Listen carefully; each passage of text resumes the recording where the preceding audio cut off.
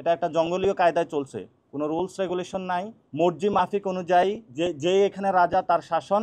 নির্বাচন কমিশন একটি রাজনৈতিক দলের নিবন্ধন পাওয়ার জন্যই তারা আমাদের জুতোর তলা ক্ষয় করে দিচ্ছে। বাংলাদেশে যদি এই নির্বাচন কমিশন যদি সদিচ্ছা নিয়ে কোনো দলদাস না হয়ে, কোনো ক্যান্টনমেন্টের দাস না হয়ে এক মাসও কাজ করে, বাংলাদেশে একটা ক্রেডিবল ইলেকশন দেওয়া সম্ভব। টোটাল মোটা দাগে যেটা দাঁড়াচ্ছে, আমরা একটা গাইডলাইন চেয়েছি যে আপনি বলতে পারবেন না এই প্রতীকটা অন্তর্ভুক্ত হবে, ওইটা বাদ যাবে, এটা নির্দিষ্ট একটা প্রসিডিওরের মধ্যে থাকতে হবে, নীতিমালার মধ্যে থাকতে হবে। তারা এই বিষয়ে নেক্সট মিটিংয়ে সিদ্ধান্ত নেবে, এটার মধ্যে দিয়ে আমাদেরকে জানাবে। আর যেটা হয়েছে, এতদিন নির্বাচন কমিশন তাহলে চলছে কিভাবে, সেটা আমাদের হাসনাত আবদুল্লাহ বলেছেন, এটা একটা জঙ্গলীয় কায়দায় চলছে, কোনো রুলস রেগুলেশন নাই, মর্জি মাফিক অনুযায়ী যে এখানে রাজা তার শাসন, উইদাউট কোনো রুলস রেগুলেশন, কোনো নীতিমালা, কোনো কিছু ছিল না। তো আমাদের শুধু বারবার আমরা বলে আসছি, আস্তে আস্তে আমাদের জুতার তলা ক্ষয় হয়ে যাচ্ছে। এই নির্বাচন কমিশন একটি রাজনৈতিক দলের নিবন্ধন পাওয়ার জন্যই তারা আমাদের জুতোর তলা ক্ষয় করে দিচ্ছে।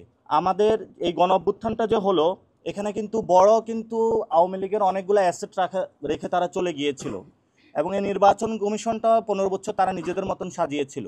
তো এই যে তারা এই গনিমতের মালগুলা রেখে গিয়েছিল, সেই গনিমতের মাল উপদেষ্টা, বিএনপি, জামাত সবাই এই গনিমতের মালগুলো ভাগ করে নিয়েছে। এবং এই রাষ্ট্রের বর্তমান যা অবস্থা, এই ইলেকশন কমিশনও তারা গনিমতের মাল হিসাবে ভাগ করেছে। কিন্তু আমরা তো জনগণের একটা প্রতিষ্ঠান হিসাবে এই নির্বাচন কমিশনকে দেখতে চাই। এজন্য আমরা ওনাদেরকে বলেছি যে এটা 3-4 দল বা আর্মির অথবা ডিজিএফআইয়ের একটা আপনি গনিমতের মাল হিসাবে দেখবেন না যে আওয়ামী লীগ রেখে গিয়েছিল পুরা নির্বাচন কমিশন খালি, আপনি রুলস রেগুলেশনের মধ্যে আসতে হবে।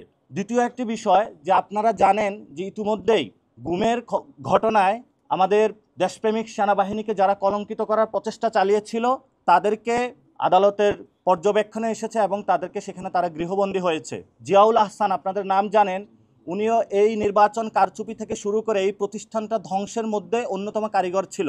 গত 15 বছরে এখানে যারা নির্বাচন কমিশনে এই সকল কার্যক্রমের সাথে সংশ্লিষ্ট ছিল, তাদেরকে বিচারের আওতায় আনার জন্য।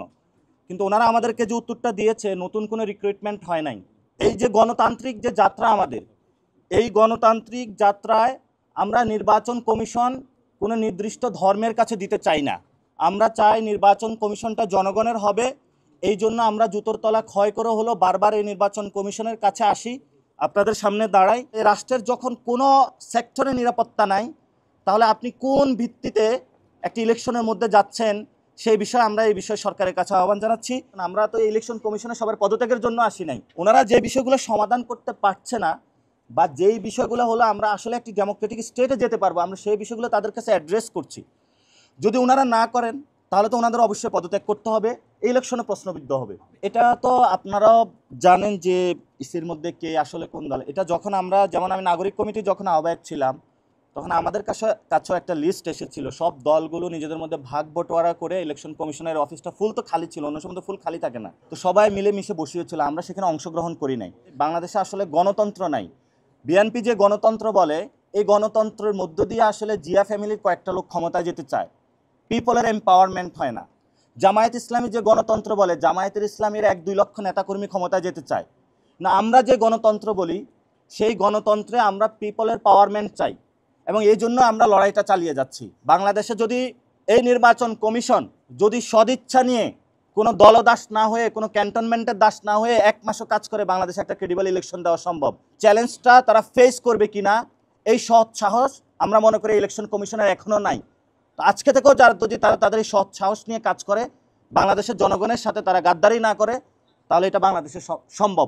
ইসিকে সজাগ করা, ইসিকে দুর্নীতিমুক্ত করা, ইসিকে দলমুক্ত করা, ক্যান্টন মুক্ত করা, এটা এনসিপির একার লড়াই না।